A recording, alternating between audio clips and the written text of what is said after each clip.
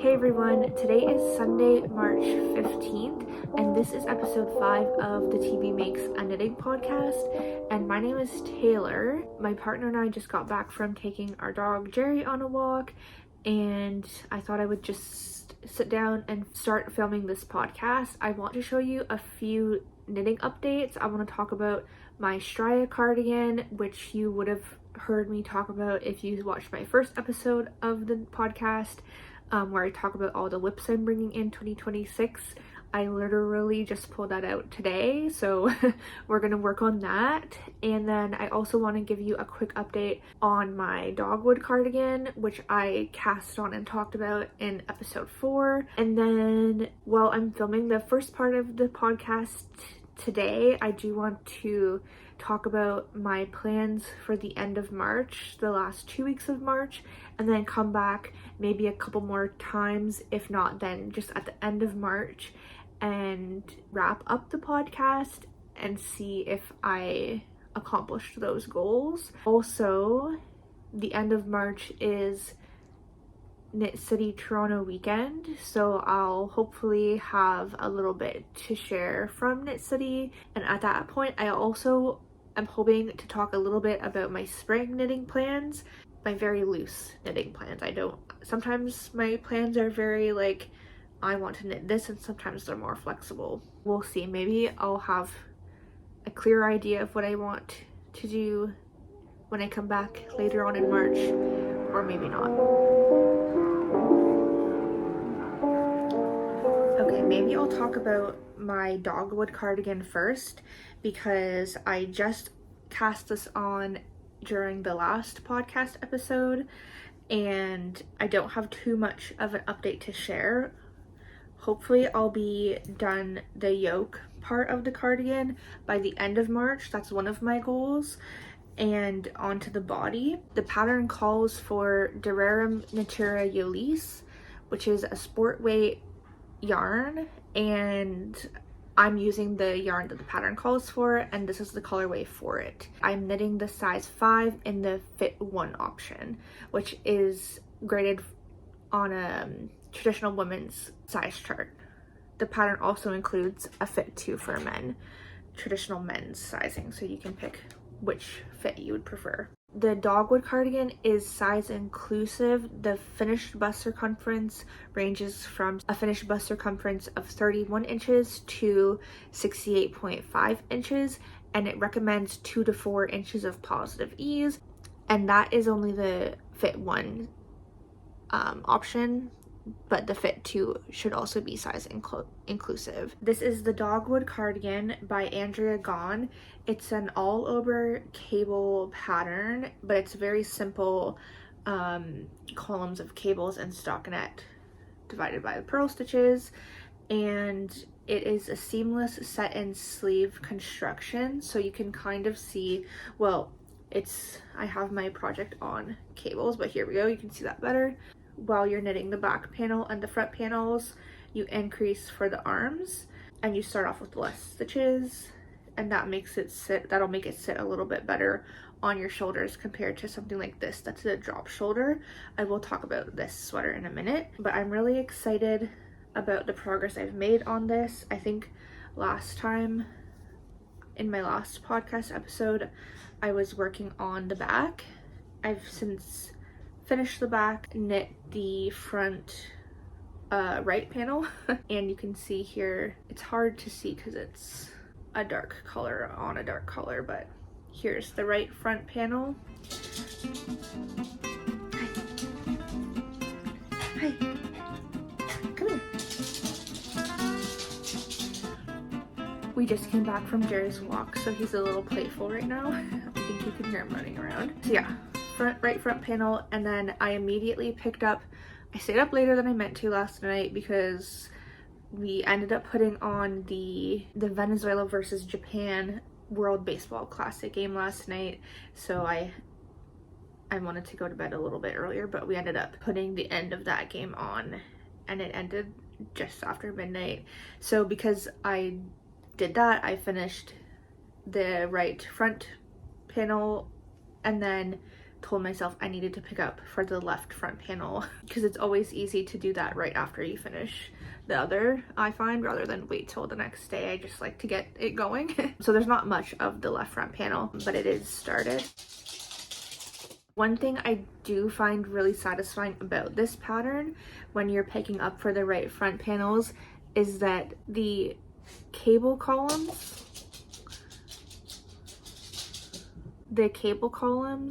lead right into the next set of cable columns, and so do the stockinette columns. It lines up so perfectly, which is so satisfying, and that is easier to do, I believe, on a less complicated cable pattern than a more complicated cable pattern. And that's why I wanted to throw this sweater on today, because this is also an Andrea Gaughan pattern. I actually test knit this not this past fall, but the previous fall. So this is the Belmullet pullover. It's an all over cabled sweater with some sections of, I think that you would call this moss stitch. I test knit this, and I knit this sweater for my partner. And here's a life hack: if you like to gift knit for people but you don't like deadlines and that makes it hard for you to gift knit for people, sign up for a test knit around the time that you want to gift a knit to someone. So for example, I knit this for Christmas for my partner, and the test knit was in the fall with the deadline of early December. So I signed up for the test knit, I picked his size, and it had to be done before Christmas because it was a test knit, and I committed to finishing it before Christmas. So that's a life hack for gift knitting. But this is got some really cool cables here. So this cable is mirrored on both sides, and then there's some honeycomb cables in the middle, as well as some more like standard cables framing the honeycomb. And then there's a similar like honeycomb cable column, seed or moss stitch, I'm not sure, on the arms.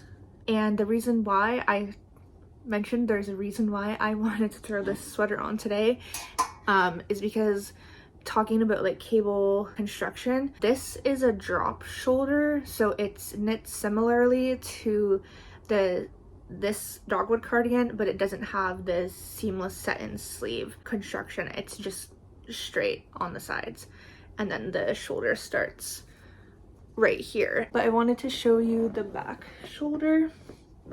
You can see here that because it's a more complicated stitch pattern, it does a pretty good job of lining up. Like, it lines up here and here, but these cable columns don't line up as nicely as the Dogwood. So I just thought that was cool that the Dogwood was able to do that, where more complicated cabled patterns can't necessarily do that. It would be hard to make that line up in every single side. That's just a cool thing I noticed about the Dogwood last night. Well, not last night, when I started picking up for the right shoulder earlier this week. And the last two things I'll say about the Dogwood cardigan is, while I love this dark green color, it is tricky to work on at night or in the evening when it's darker out. So I do sometimes wear I have one of those neck lights to help me see the stitches. And because this is 100% wool and it's not super wash, I have been spit splicing. Well, I use water, I don't use spit, but you know, the term is called spit splicing. I've been using that technique where you kind of this is a 2-ply yarn, so you unravel the 2 plies on the end of the ball of yarn you're finishing. The new one, you kind of like lay them over top of each other in your hand, and you put a dab of water in, and then you just like felt them. One of my goals for the end of March is to finish the yoke of this sweater and join in the round and start the body. So I think we're on a good pace for that. Okay, so this is the Stria Cardigan by Andrea Mowry. I cast it on in August of 2024. August of 2024. And I bought the main color of yarn from Les Gaughan's booth at Knit City in May of 2024. I bought this yarn 2 years ago, and I cast it on a year and a half ago. and I've had periods where I work on it and then I put it down and I don't work on it, and then I take it back out and I work on it. So I thought I only have a sleeve and a half plus the button band. I would love to be able to wear this cardigan because I wear a lot of cardigans because I find them really versatile, especially as the weather starts to warm up. I'm less likely to reach for a knit like this that's a pullover and warmer, and cardigans are nice. You can layer them easily. And this is also a fingering weight cardigan, so having a lighter weight cardigan would be nice to have as we're approaching spring. Okay, it's the next day. I finished editing this portion of the video last night, and I realized I made a mistake when talking about the sizing for the pattern. Yesterday I said I was knitting the size 6 in the pattern because I circled 2 different sizes when picking which size I wanted to knit, and when I was talking yesterday I was talking about the size 6, so I wanted to refilm and say that I'm knitting the size 5. The size 5 in the pattern schematic has a finished bust circumference of 46 inches, and the pattern recommends -2 to +4 inches of ease. So with the 46-inch bust for the sweater, and I have a full bust circumference of 44 to 46 inches, so I'll fit right into the recommended ease of the pattern. Since the pattern is half fisherman rib, I think it should also be pretty forgiving. Initially, I was going between the size 5 and 6 because I was trying to decide if I wanted a little bit more ease or less ease, but I ended up going with my typical size 5. Okay, a little bit more about the Stria. So here's a good look at the main color as well as all of the different stripes. So like I mentioned, the main color is Gaughan yarn. All the stripe colors are all yarn that was in my stash, I think all left over from other projects. I've got my little project bag here, and I'm gonna quickly tell you all the yarn information.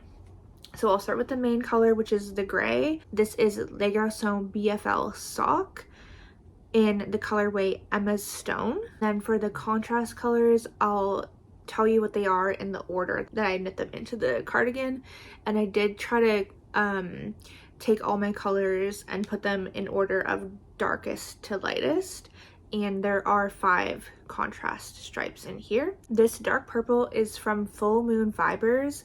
It came in one of their 50/50 solar sock sets, and this is the colorway New Moon, so it's another sock yarn. This is left over from a sock project that I knit for my partner, Midnight and Zermatt socks from Stone Knits, Charlotte Stone. I'll see if I can remember all my projects. This is from Sticks Yarn and Fiber. It is their Tweedy sock base in the colorway Boreal Chorus. It's a nice, just like a really dark green. I use this to knit a Ripple tank top, or it might be the Ripple bralette pattern by Jessie May, but I did end up frogging that. I just didn't get as much wear out of it as I wanted to. Next is this reddish orange color. It's actually the colorway Blood Orange.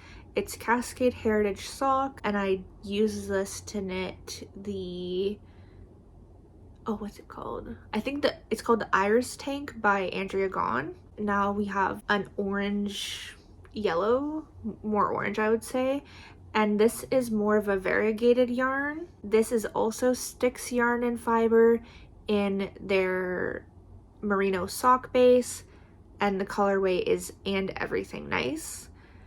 And I knit this is a really apparent, okay, I've knit a lot of Andrea Gaughan patterns. I used this to knit an essential beanie a couple years ago, and I wear it every day, and this is the leftover yarn from that. And then last, and maybe my favorite, is this really bright vibrant green color, or maybe like a chartreuse. This is from Leo and Roxy Yarn Co. in their 80/20 sock base in the colorway Don't Talk to Me, and I knit a Curious Crop by Lydia Morrow in this yarn. I knit a version without the hole that's featured in the pattern. The pattern comes with instructions to knit it both ways, but I knit the plain no hole version. Now I wanted to talk about a few reasons why this pattern has taken me so long to knit, and the very first reason was because when I picked these colors out and I laid them beside each other with the main skein, I really loved the color palette, but as I started knitting the sweater, I became less sure of it, and I did end up putting it down for like a few weeks in the beginning because I had to convince myself that I liked the color palette and the way they were knitting up together.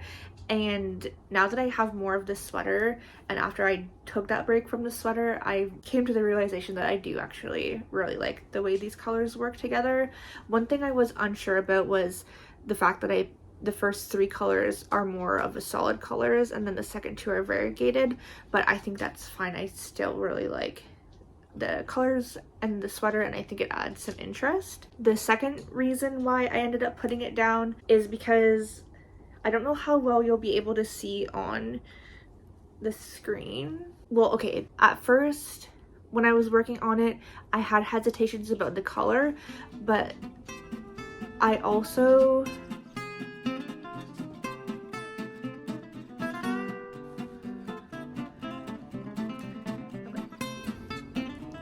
So I did have hesitation about the colors, so that was one thing that kind of stopped me. But I also, between casting this on in August of 2024, I signed up for this test knit in, I think, September. I ended up putting this one down to focus on this one, and then when I picked this back up in early 2025, I noticed that my gauge had changed from up here to the body, and I don't know how well you can tell. I find it noticeable because I am the one that has been working on it. I don't know how noticeable it'll come off to other people. It shouldn't make as big of a difference as I think it will, especially when I first noticed, and I think blocking should also help, hopefully. So this is one thing I really can't wait to block, but I do want to just finish it before I block it. And I don't mind that it's taken me this long to work on the sweater, and I do know that when I finish it, I'll be happy with the sweater, hopefully more so when it's blocked, but I am excited to have this as a finished object. So I think if I pick it up and focus on it, it shouldn't take too long. All right, editing me again. While I was editing, I cut out a bunch of rambling. And right here, I just wanted to wrap up this portion of the podcast and recap that my goals for March are to finish the yoke of the Dogwood and finish the Stria Cardigan. So those are my 2 main goals. Bonus goal, I am pretty much a toe away from finishing my Oxbow Socks for my partner. So this is one last goal I have for March, which I thought I should put in for accountability. I'm gonna stop filming here and then come back later on in March and maybe film a couple updates in between then. Yeah, that's all I have for now, so I'll see you shortly. You'll see me in a second. Okay, today is Thursday, March 19th. It's 10 p.m. and I just finished knitting the Oxbow Socks by Andrea Mowry for my partner. Here's one, and here's the second one. I cast these on last February, so they were on the needles for over a year, and about a month ago I only had to knit the heel of one sock and then finish the foot. Tonight I finished the toe on the second one. I've also woven in the ends, so now they just need a good block and they're good to go. I believe I talked a little bit more about these in the last episode. The main color is using Lang Jowal superwash sock yarn, which is their 75-25 wool nylon blend. The colorway is 245 silver mauve.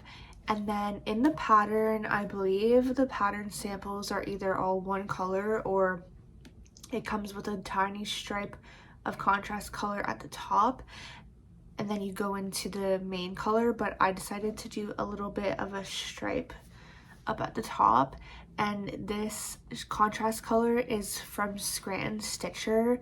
A couple summers ago they did a Summer at the Shack countdown mini skein set, and this mini skein is from that set in the colorway called Shooting Star. The countdown was inspired by Gravity Falls, and we both love that show, so it's fun that that ended up in a pair of socks for him.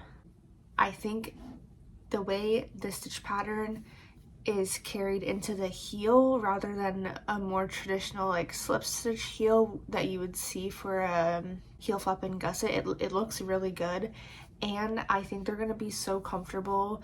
He tried them on and he really likes the way they fit, and he did say they were really comfortable, so I think it was worth it. I don't know if I would knit these socks again. The other thing about this pattern is in the samples it's just a short cuff, and I did add a bit of extra length, quite a bit of extra length based on his request, and he wears his knit socks a lot, so I knew that adding the extra length would be worth it, even if it was extra work. I ended up using 82 grams of yarn in total for both of these socks. I don't know how much of that was contrast versus main color. I just measured at the end, and I don't think I have notes on how much the mini weighed before and after, so I can't do that math. But in total, 82 grams of yarn. I knit the 4th size in the pattern, and I believe I used the recommended needle 2.25 millimeter, or a US one. So that's the Oxbow Socks by Andrea Mowry. I think the finished socks turned out really good, and it's a pattern that I may or may not knit again. Finishing those socks has also really made me want to cast on a new pair of socks, which I'm trying to work on finishing my whips, so I don't think I need a new cast on, but if I were to cast on a new pair of socks right now, I have my eye on the Ribrib Socks by James N. Watt, and I also have a skein of yarn that's already wound up that I could use to cast those on, and it's on my mind, so I'll keep you updated on that. But speaking of working on finishing whips, I thought I would give you a quick update on my Stria. I'm still working on sleeve 1, but I've gotten through a whole stripe sequence repeat, and I think I have 4 more decrease rounds to go. Actually 5.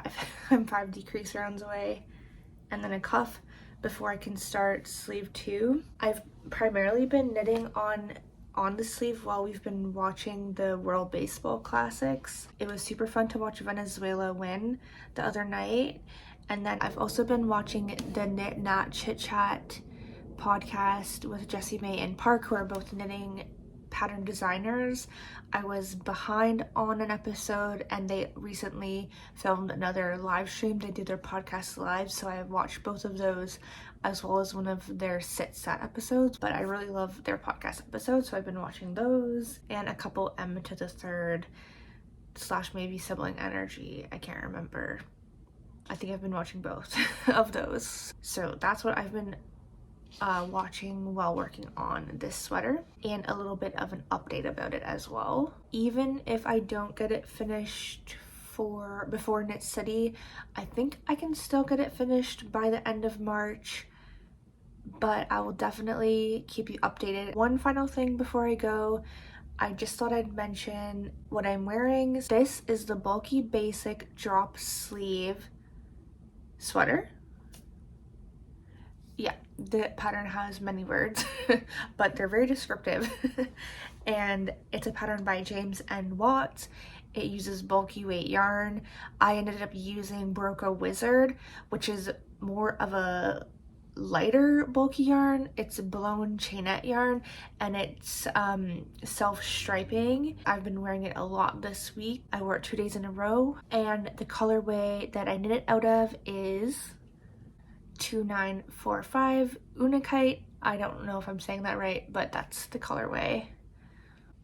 Hopefully the next time I have something to share, it'll be a finished sleeve, but that is all I have for today.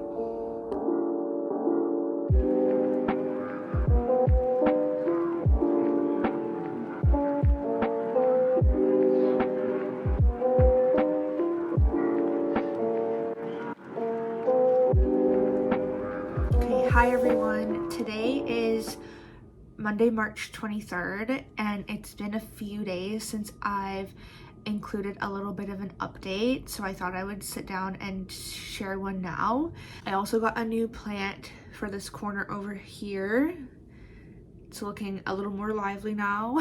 I believe last time I shared that I'm no longer trying to finish my Stria by Knit City or by the end of March. I'm still on sleeve 1, but we're getting close. So I've finished the decreases and I have about 2 more inches to go until I get to the cuff. Once that's done, I think that's going to be my new goal for March, is just finishing the first sleeve on the Stria, and then I can pick up the next sleeve and the button band. What comes after March? April, I know that. Once we get to April, I'll focus more on finishing the second sleeve and seeing how far we get.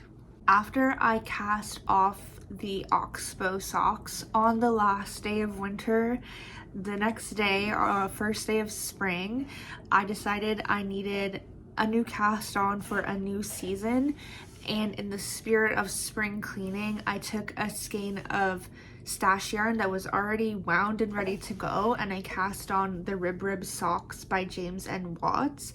This is a really cool 2x2 ribbed sock pattern because it is 2x2 all over the whole sock, including the foot and the heel. I haven't knit these socks before, but I think they look really fun, so, and they're toe up, so I cast these on Friday, on March 21st. One modification I have made is just adding, the pattern doesn't include any contrast colors or striping or anything like that. It's just all one color, but the nice thing about socks is it's easy to customize them and add in mini skeins for stripes, heels, toes, cuffs, stuff like that. So I did add in this little stripe. I just thought the yarn was really dark and it could use a fun pop of colors. This yarn is from Sticks Yarn and Fiber, a local yarn shop in North Bay. This is their tweed sock base, I believe.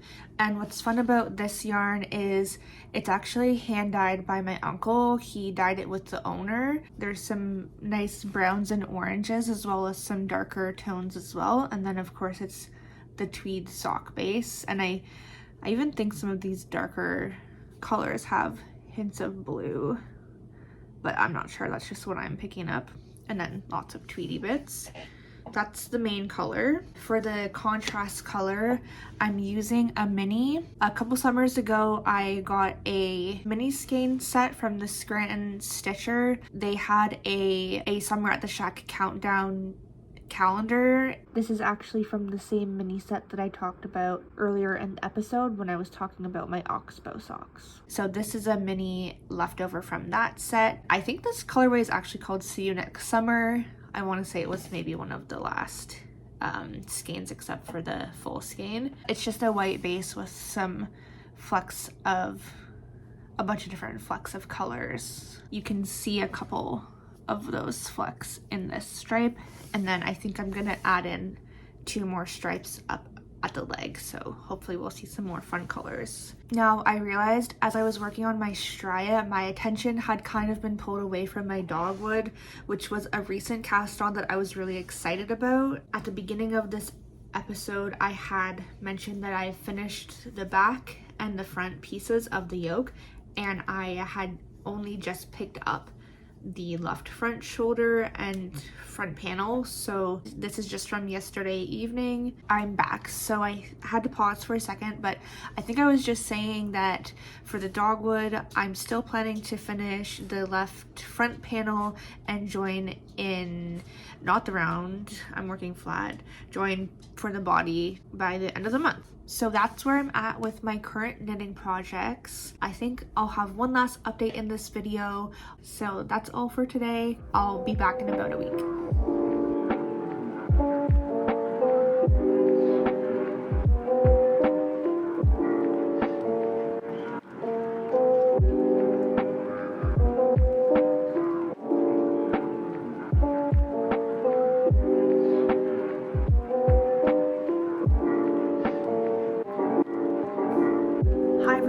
Today is Saturday, March 28th. I just got back from Knit City Toronto's marketplace not too long ago, so I wanted to take the time now to wrap up this podcast episode. I want to wrap up my March knitting updates, share my spring knitting plans, and talk about what I picked up from Knit City. Before we do though, I'll just talk about what I'm wearing. This is the coloring book tee by Amy Scher.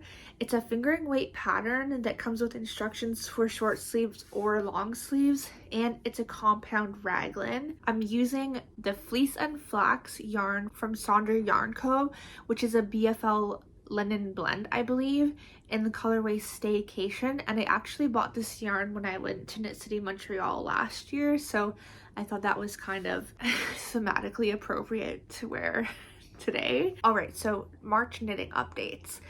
Earlier in the podcast, I said I had 3 knitting goals for the end of March. I wanted to join my Dogwood Cardigan in the round. I wanted to finish my Stria Cardigan, but later on I modified that goal to just finishing one of the sleeves, the first sleeve. And then I also wanted to cast off my Oxbow Socks. So as you already saw, I did finish my Oxbow Socks a week or so ago. And then after, I cast on a new pair of socks on the first day of spring. These are my Ribrib Socks by James N. Watts. I think I was maybe about here the last time I showed you, but I've gotten a bit more done on these. So those are going well. I don't think I've gotten too much further on the Stria from the last time I showed you my progress. I still have about 2 inches to go, and then the cuff. And then I did join in, or not join in the round. I finished the yoke of the Dogwood Cardigan. I've joined under the arms, and I've got about maybe half an inch to an inch of the body going. I think those are my March knitting updates.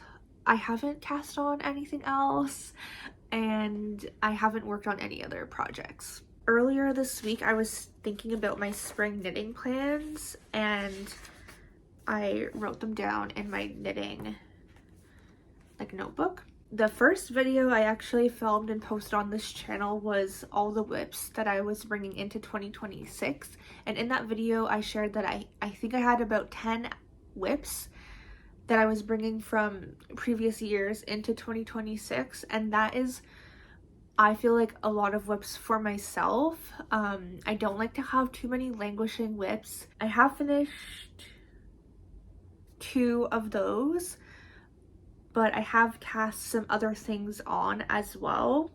One of the things I cast on during the first 3 months of the year, I did also finish, so that's good. But after looking at my whips and the progress I've made throughout the winter, I realized I now actually have 11 whips, which is 1 more than I had when I filmed that video.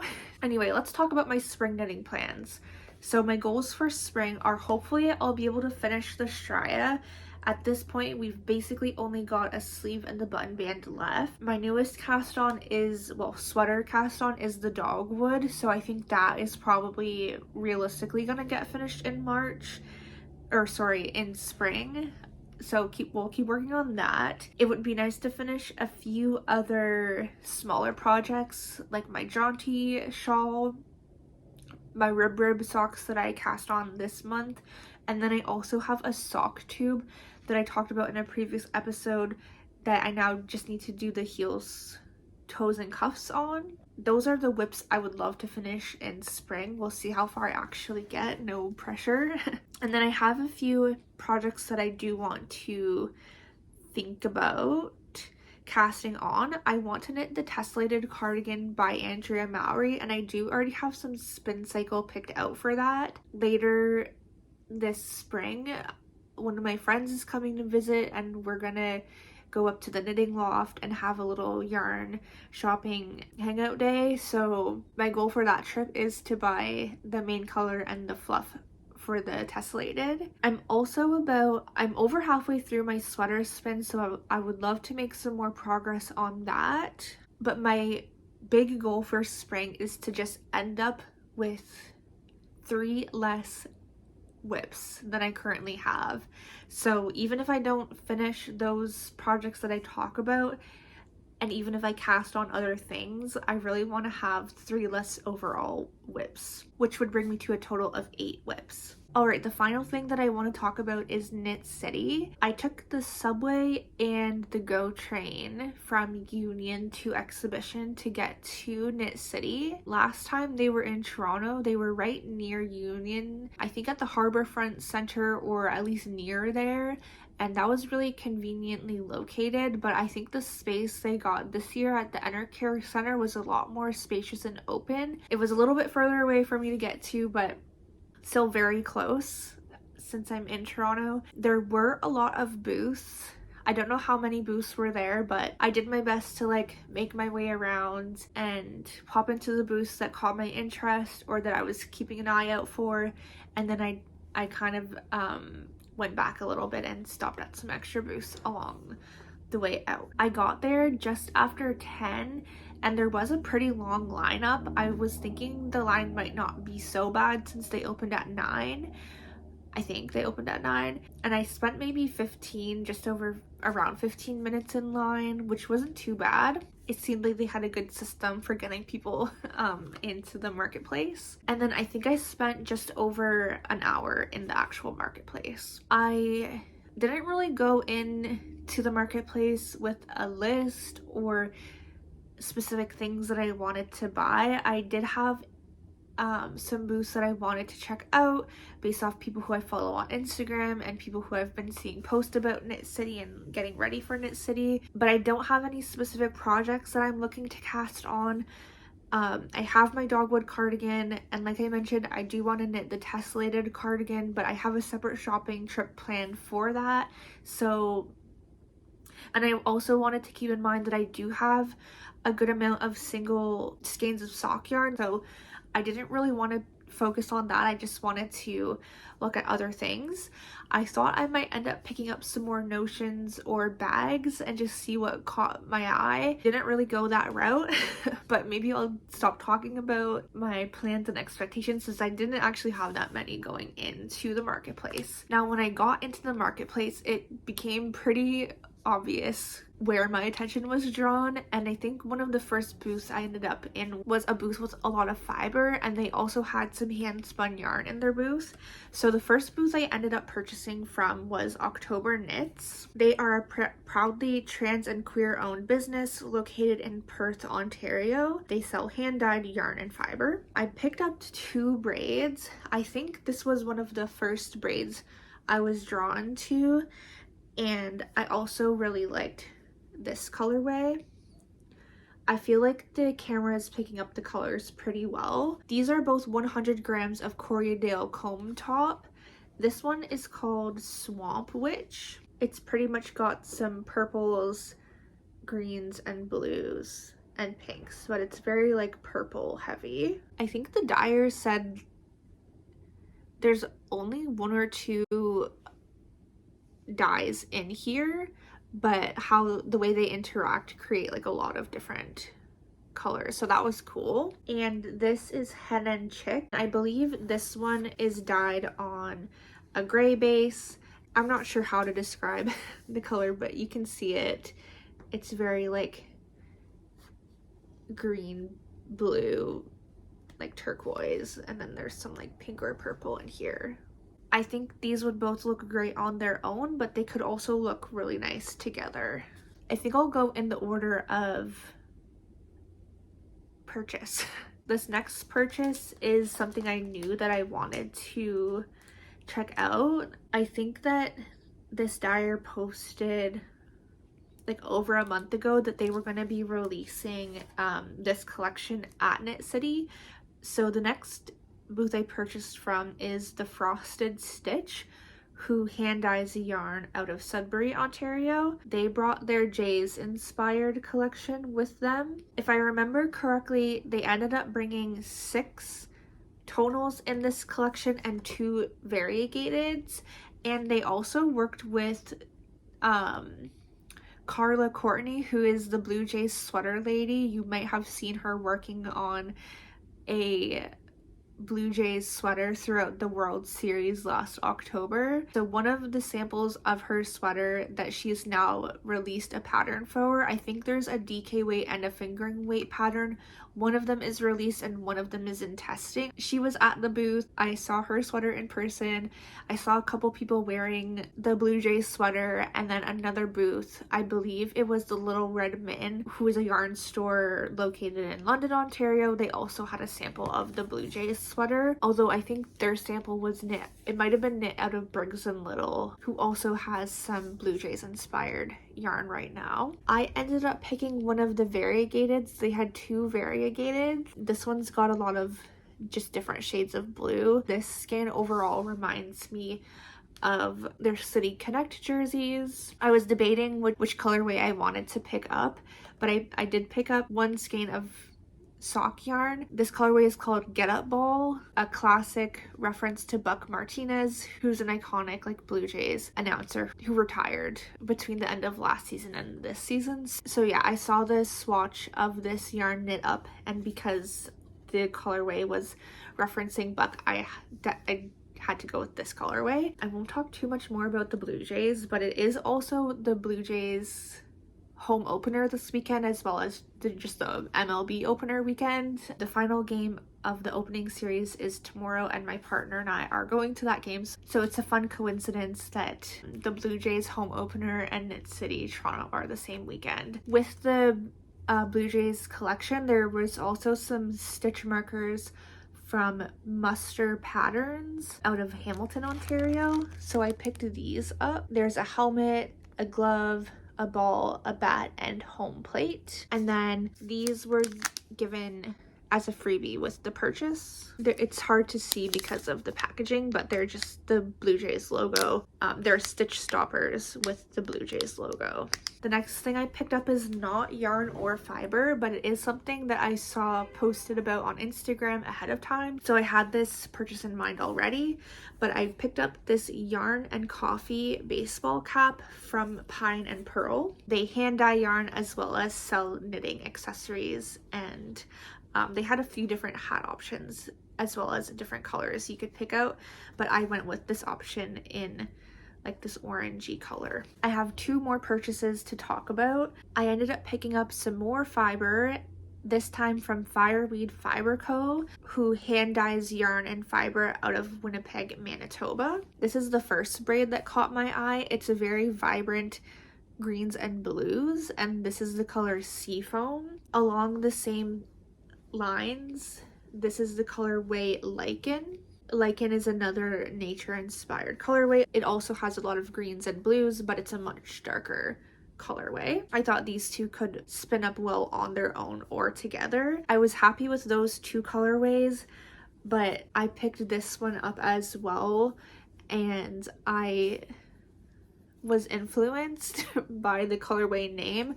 I love the colors. First of all, the greens and like reddish purples look very nice together, but this is the colorway New Baconings, which is a Bob's Burger reference because Fireweed Fiber Co. is doing a monthly yarn and fiber club this year, all based off of Bob's Burgers, and I think this was one of the first colorways. I think maybe they had some leftovers, so they brought those with them to Knit City, and yeah, this is the New Baconings colorway. I think overall the fiber I picked up all goes really well together, but could also be nice on their own. I have one last purchase to talk about. I'm just gonna pull out one skein, but I do have 6. I wasn't planning on buying a sweater's quantity of yarn. This is all natural wool. Like, this is the color of this is undyed. This is the color of the sheep's fleece. This comes from Fiola Farms in Manitoba, and then it's milled by Longway Homestead, also in Manitoba. And they actually have pictures of the sheep that the fleece comes from on the yarn label, as well as the name. So all 6 skeins that I bought are from Bella, and it is Bella's 2025 coat. So I don't have a specific sweater in mind for this. I think it'll probably end up being a cardigan. I could end up doing color work with some of the fiber that I bought, but it could also just end up being a solid color. Something that I have been interested in is knitting a sweater out of natural yarn, like undyed yarn. So when I saw this there, I thought it would be a good opportunity to pick some up. This probably won't end up getting knit until maybe fall or winter. At first, I ended up just picking up 5 skeins because I think 5 skeins is enough to get a DK weight sweater in my size, but I went back and picked up a 6 skein just to be safe. This is all from one sheep's coat in 1 year. You won't be able to get this yarn again. Alright, overall, I did end up buying more than I thought I would at Knit City. Like I said, I didn't have a specific shopping list in mind or projects I wanted to buy yarn for, but I don't go to fiber festivals or marketplaces like Knit City very often. But that is all I picked up at Knit City. Thanks for watching this video. Let me know if you have any spring knitting plans, or if you went to Knit City and you picked up anything there that you're really excited about. And thanks again for watching. I don't have a specific timeline for when I want to film and post my next video, but I'm sure it'll be in the next month or so.